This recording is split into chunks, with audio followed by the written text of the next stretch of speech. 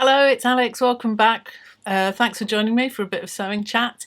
I'm sorry it's been a while. I wasn't very well. I don't think I had, I'm fairly sure I didn't have coronavirus. I didn't have a cough or a temperature, but I did have a lot of other kind of flu-like symptoms, and after a couple of days I did have to go to bed. I was completely wiped out. So yeah, that's not great for me because I'm not the most patient person in the world. I'm not very good at doing nothing, so yeah, it was a bit annoying. Anyway, I'm fine now, and I've got all the family back. My oldest is back from uni. We went and dashed over and got her before we went into lockdown. Everybody's fine. I thought I would just, before we go on to say what I've been sewing in the last couple of days, I thought I'd just show you one thing. When I was at the point where I was feeling well enough to sort of not be confined to the bedroom and sort of watch some rubbish TV, but you know that stage where you think, oh, I'm fine now, and then you get up and do something and you realise, no, you're really not.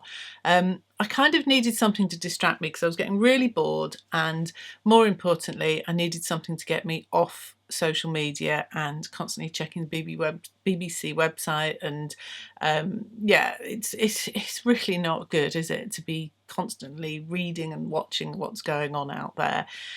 So I needed something sort of fairly simple, and I had started doing some of these hexes for some English paper piecing a while ago. Nikki from the Stitch Sisters did a little thing about her quilting. It may even be as long as 2 years ago, and I've never done any quilting in my life, but I thought that was something I could do, mostly just to use up scraps. So very, very much on and off for the past however long I've been doing these hexes, and I finally got to the point where I could sew them all together. So I'm starting to make a bit of progress. It's starting to look a little quilt-like now. So I did mine, these are 1.5 inch hexes, and as you can see, I did them in little groups of 3. So I have to say that that was good because it concentrated the mind enough so that, you know, if you're feeling ill at the moment, it's terrible because you're constantly Googling symptoms to see whether you've got the virus. So it kept me busy enough to sort of not overthink, but at the same time it was simple enough to not be too taxing when I wasn't feeling well. Anyway, I just thought I'd show you that because it was a really good distraction, and I think those small little sewing type jobs can actually be a bit of a godsend at the moment. Anyway, where we left off before I got ill was I had made 2 toiles of the Monty Shirt, the last one being the striped version where I'd raised the seam line and taken off the flaps. I was in 2 minds about whether I was going to go ahead and make the silk version because I kind of got to a point where I couldn't see the wood for the trees really. Anyway, I did go ahead and make it. I started doing that around the time I started to feel a bit ill. I kind of decided to go ahead with it partly because I was sort of saving the silk for best, and you know, I've had it in one of these cubby holes for, I mean, I think it's 18 months, could even be longer. Dave bought it when he was in Hong Kong, so we didn't pay anything like the same amount that we would have paid had we bought it in the UK, so it wasn't actually massively expensive. So I just thought, don't be daft, just go ahead and make it. And I enjoyed the process of making it. It's actually really nice to be feeling and handling a really nice quality fabric while you're sewing, and it was no harder.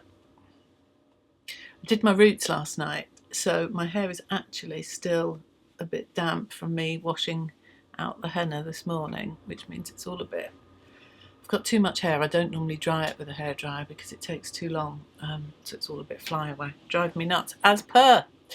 Anyway, yeah, working with the silk was really nice. I used French seams, but yeah, that's what I was going to say. It was no harder really than sewing with viscose.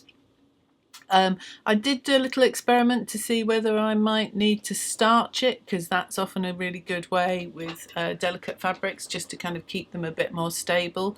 I've got, hold on, I use this laundry starch, which comes as a powder form. I bought this from Lakeland, and you can see, I mean, you know, there's tons of it. I find that works really well because then you can mix it up and add more starch to it so that you can determine how crisp you know, the fabric is going to be. So I find that to be really good. So I did do a bit of experimenting, but it didn't really need it. I thought I'd just see how I get on without it, and it was fine. So yeah, I did French seams throughout. I only used a tiny little bit of interfacing on the button band.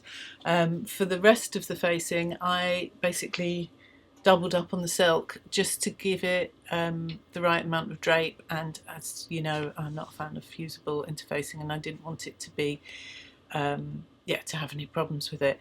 So it's fine. It's just not very exciting, is it? I did come a little bit, well, I didn't come unstuck. I was going to say with the buttons, it's not buttonholes. It's not so much that I came unstuck. They were just a bit nerve-wracking. I'm a great fan of a concealed button placket, and you know, there was no hiding the buttonholes on this. It's a plain fabric, so you can't even hope that, to sort of cheat the eye with a print. It's a pale fabric, and yeah, I mean, they're not beautiful, but they're not too awful. What did happen though was I did get that thing on the edge, you know, where the fabric sort of pops out a bit. So instead of maintaining a nice straight edge there, yeah, it was kind of bulging. And to get rid of that, I thought, well, I'll just wash it and press it, and then hopefully I can maintain that centre front line. So I bunged it in the Delicates wash in my washing machine, which is the same as I'd pre-washed it. I'm not going to be hand washing this. I have to be realistic. It's just not going to happen. If it can't cope with the Delicates wash, you know. So I'm thinking that what I might do is make a pair of shorts with some of the fabric that I've got left over, you know, drawstring or elasticated shorts, and turn it into a pair of pyjamas, because I think I'll probably get more wear out of it, being realistic. As the weather gets warmer, it'll be nice to sleep in silk pyjamas. I mean, how lovely is that? And let's be honest, I'm not going to iron them, am I? Who irons their pyjamas? Or if I do, it'll just be a quick whiz. So I haven't 100% decided, but I'm starting to think that's probably the way I'll go. Sorry about this sun. It was raining a minute ago, and now the sun is streaming through. I've got a window just here. So yeah, I might be doing weird lighting things. Anyway, so I then moved on in the last couple of days to making my second bottoms that were part of the Great Module Sew Along. I think the end date is long gone now, but you know. And I had intended to make a pair of flared trousers from some orange Bengaline fabric that I had bought from the Fabric Edit. That is run by JJ, who is also on YouTube. She's the Camden Stitch. And I had shown you the sewing pattern for some Birkin Flares from, it's a bit confusing actually, because it says Based and Gather, but then she's called, I think, Lauren Dahl, and it then says PaperDahl, so not quite sure which way. Anyway, I'll put a link below. And I had been under the impression that they were for non-stretch denim, but while I wasn't very well, I went back and had a look and realised I'd got that completely wrong, and they are for stretch denim. So I thought I'd risk it with the Bengaline, because that's stretch, but it is only stretch in one direction. It's only got one-way stretch. So what I did was I cut it on the cross grain so that the direction of stretch was widthways rather than lengthways. And actually that worked out really well. So hooray. Because I kind of played a game of fit chicken. I didn't toile it, which is probably a really silly thing to do, because it's not a company I've used before, it's not a pattern I've used before, not fabric I've used before, so it was probably not the right thing to do, but anyway, I did. I cut a size 30 from hips down, but then graded up to a size 32 up to the waist, because as I've said before, I have got a thicker waist, and that worked quite well. Just had to make sure that the fly front followed that line as well, and yeah, so fit wise it worked pretty well. The only problem I had was the same as I had with the chinos, which is I got that bit of excess fabric under the bottom, and I don't think that's anything to do with the pattern. I think that's me. It's a common fit problem I've got. And really annoyingly, the fitting class that I was hoping to go to in May with the lovely Celia has been cancelled because, I presume, of coronavirus. So that's really annoying. I have done a little bit more research into different fitting issues around trousers or pants if you're not English. Actually, even in the north of England we call them pants, don't we? Anyway, I don't. I'm from London. I'm rambling. So I did a bit more research into fitting issues, and I think that I've identified the adjustment I need to make, and it is called the diplomatically named full seat adjustment, otherwise known as big bum adjustment. So I think next time I make a pair of trousers, that's what I'm going to do. I'm going to twirl them and try that adjustment and see whether that helps. But for the purposes of this one, I didn't do that. So all I could do was just take a little bit more depth out of the seat, out of the crotch seam. That helped a little bit, but yeah, I mean, that's sort of a bit of an ongoing process. Overall, there are things I really like about them, the trousers, and there are things that I wasn't so keen on in terms of the pattern. But I would say overall I do think it was a hit. I like the style. I think it's a really nicely drafted pattern. I think it worked really well. I like the contrast between being very fitted over the waist and the bottom to the thighs, and then the way it flares out. I think that all worked really well. The instructions were really comprehensive, both the written instructions and the diagrams. You know, depends on what kind of a learner you are, doesn't it? But I found both of them to be really good. Everything was there that you needed.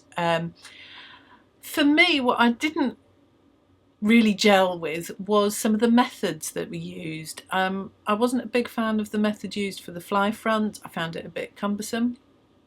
And I wasn't a big fan of the treatment for the seams either. You're asked to maintain the seam allowance is 1.5 centimetres or 5/8 of an inch, and you're asked to maintain that throughout. So you have one seam that's overlocked, that overlaps the other seam, and then you top stitch them down.